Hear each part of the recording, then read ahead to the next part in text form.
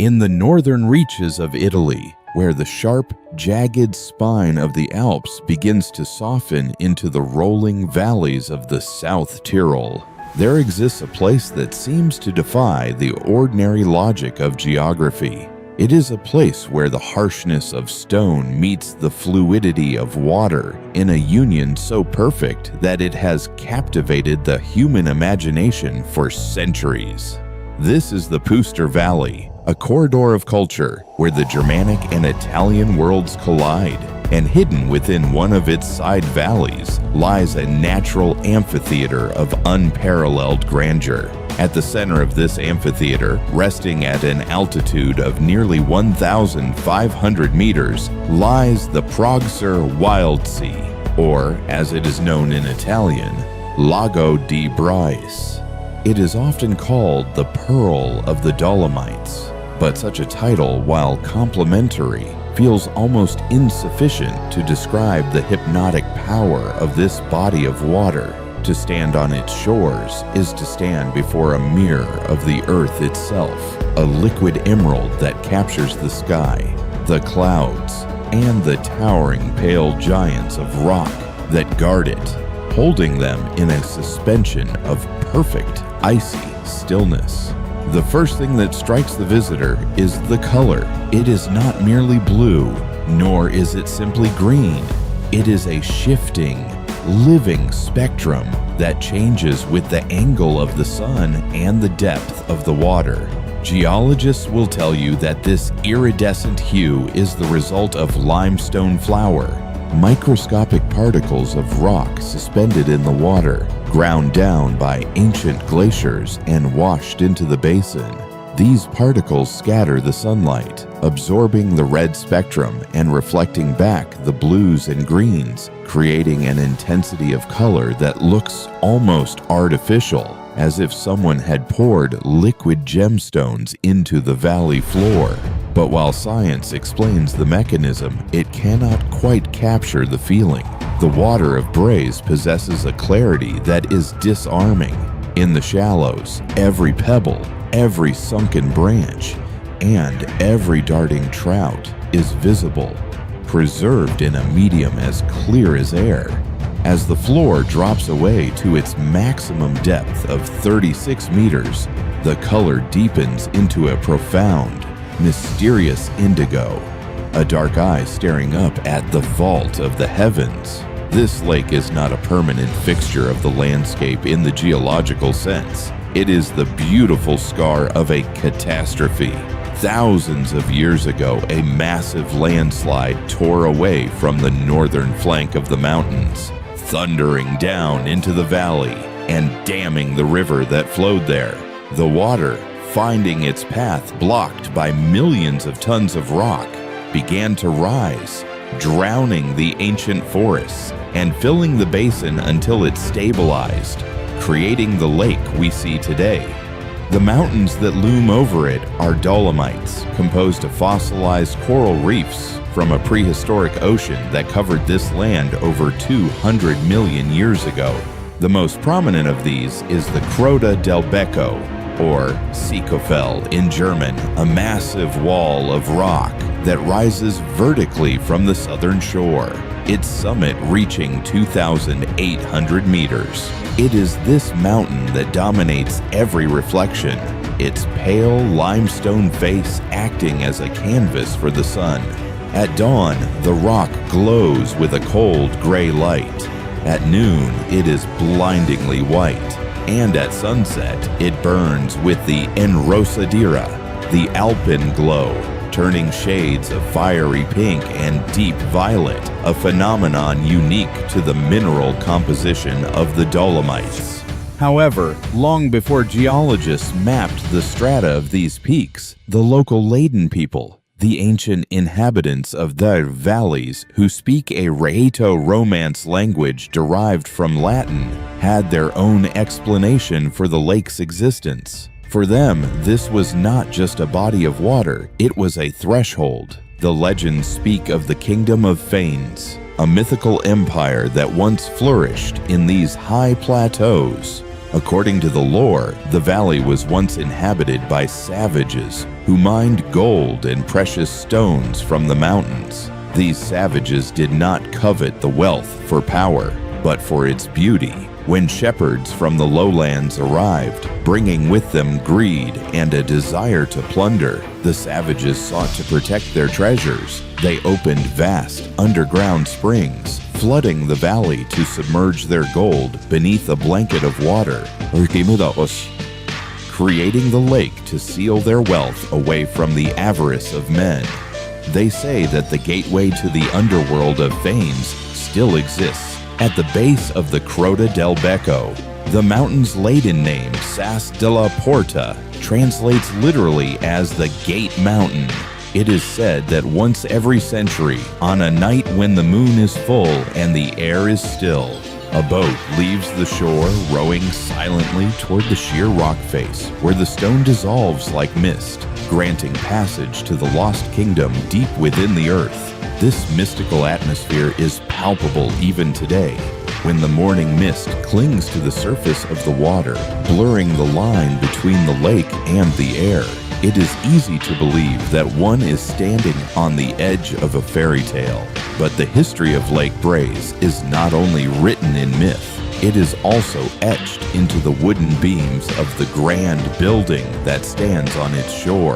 The Hotel Prager Wildsee is an inseparable part of the landscape. Opened in July 1899, it was designed by the architect Otto Schmid in a style that perfectly bridges the gap between grand imperial luxury and rustic alpine charm. It was built for the aristocracy of the Austro-Hungarian Empire, a place where the elite could escape the heat of Vienna and breathe the restorative mountain air. In the early 20th century, the hotel was a playground for archdukes and nobles. Archduke Franz Ferdinand, whose assassination would later ignite the First World War, visited here with his family, seeking respite in the shadow of the peaks. The hotel has been owned by the Heiss-Hellensteiner family for generations, and entering its lobby today is like stepping into a time capsule. The creaking floorboards, the antique furniture, and the expansive dining hall with its panoramic windows all speak of a bygone era of slow travel and refined leisure. Yet this idyllic sanctuary played host to one of the most dramatic and tense episodes of the Second World War, a story that transforms the lake from a scenic backdrop into a stage for history. In the dying days of April 1945, as the Third Reich was collapsing under the hammer blows of the Allied forces, the SS, under the command of Heinrich Himmler, ordered the transfer of high-profile political prisoners from concentration camps like Dachau to the Alpine fortress in South Tyrol.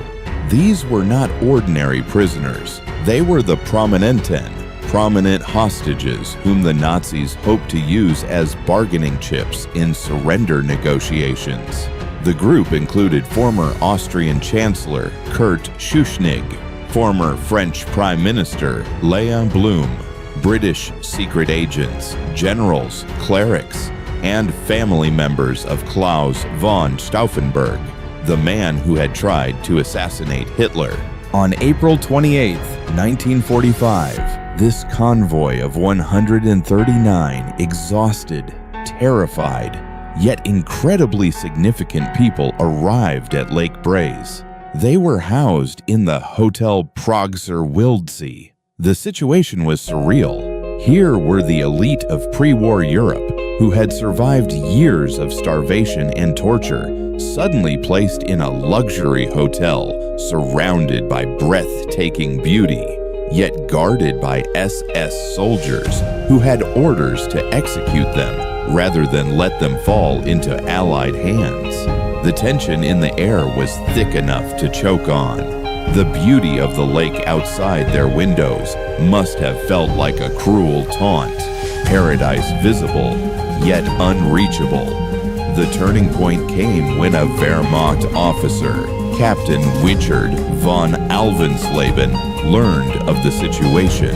Realizing the war was lost and appalled by the SS' potential plans to massacre the hostages, he made a decision that would secure his place in history.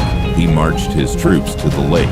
In a bizarre standoff that could only happen in the chaos of a collapsing regime, the regular German army pointed their weapons at the SS. Outnumbered and sensing the end, the SS guards backed down and fled. The Wehrmacht took over the protection of the hostages until, on May 4th, 1945, the first Jeep of the U.S. Fifth Army rolled up to the hotel entrance. The stars and stripes were raised, and for these 139 souls, the war ended on the shores of Lake Braies. The hotel became a place of jubilation, a transition point from darkness to light. It is a profound contrast. The most peaceful place in the Dolomites once held the collective anxiety of the Western world within its walls. Today, the lake has found a new kind of fame, one driven not by aristocracy or war, but by the digital age. For decades, it remained a somewhat hidden gem, known mostly to hikers and locals. But the arrival of the Italian television series, Un Passo dal Cielo, One Step from Heaven, starring Terence Hill as a forestry ranger, catapulted the lake into the national and then international spotlight. The wooden stilt house, the Palafita, which serves as a boat rental station, became an icon. Built on piles driven into the lake bed, this charming structure with its shingled roof and fleet of traditional wooden rowboats has become one of the most photographed locations in the world. The image of a solitary wooden boat floating on the turquoise water, with the reflection of the Seekefell perfectly mirrored beneath it, is now shorthand for the beauty of the Alps. This popularity, however, has come with a price. In the height of summer, the silence that once defined Braies is often broken by the hum of conversation as for thousands of visitors. The phenomenon of over-tourism has forced the local authorities to take drastic measures to protect the fragile ecosystem. They have implemented a traffic restriction system, closing the road to private cars during peak hours and encouraging visitors to hike or take shuttle buses. It is a necessary evolution, a reminder that we can love a place to death if we are not careful.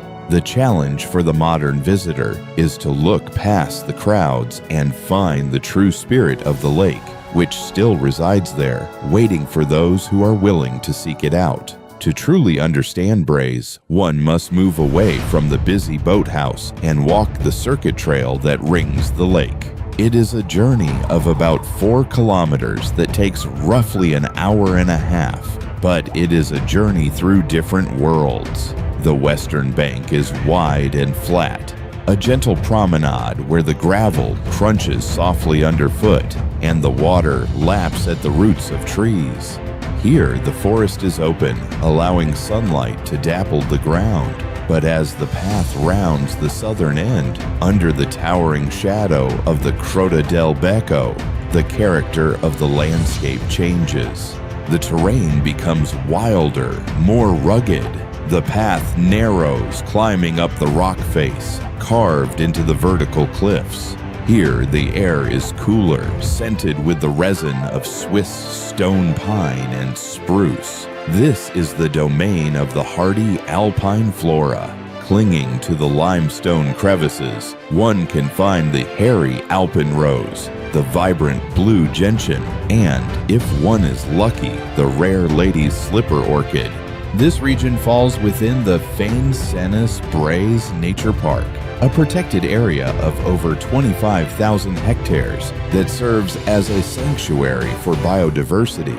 The park is a UNESCO World Heritage Site, recognized for the sublime beauty and geological significance of the Dolomites. High above the lake, on the scree slopes and rocky ledges, chamois navigate the terrain with impossible grace. Their whistles often echo off the canyon walls, a warning signal to the herd.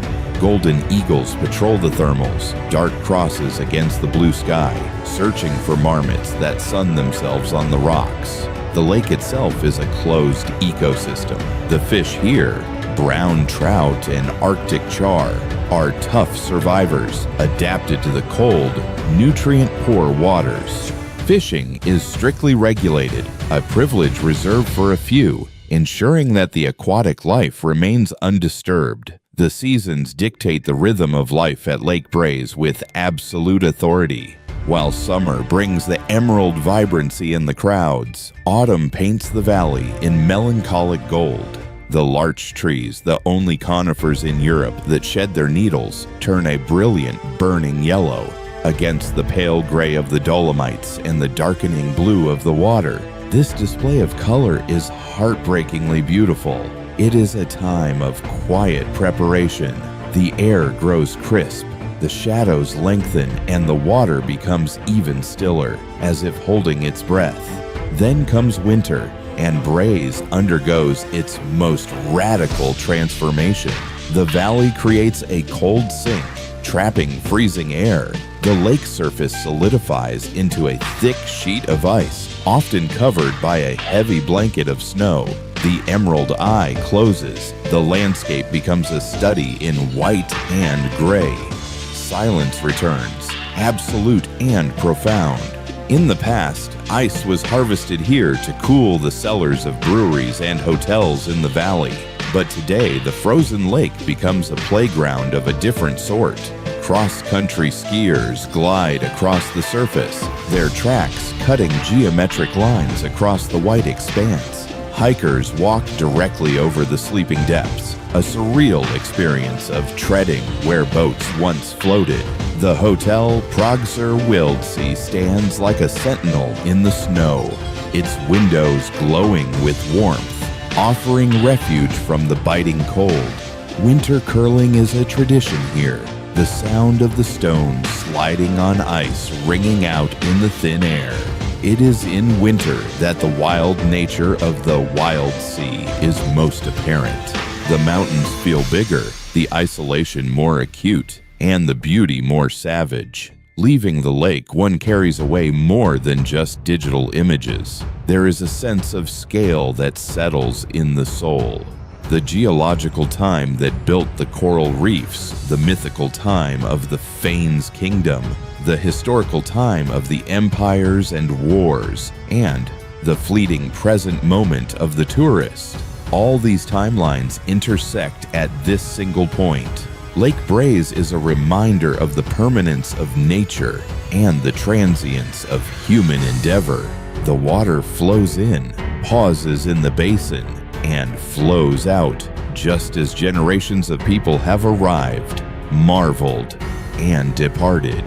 As the sun sets behind the western ridges, the last rays illuminate the peak of the Crota del Becco one final time. The crowds have gone. The water settles into a glass-like sheet. In this twilight, the boundaries blur. The distinction between the mountain and its reflection vanishes, and for a moment, the world is whole, suspended in a perfect, silent symmetry. This is the enduring magic of Lake Braies. It is not just a destination. It is a presence, an ancient, silent witness in the heart of the Dolomites, inviting us to stop, to look, and to remember that there are still places on this earth where beauty reigns supreme, untouched by the chaos of the world beyond the mountains. It remains, as it has for millennia, a jewel of the Alps, a keeper of secrets, and a mirror to the infinite.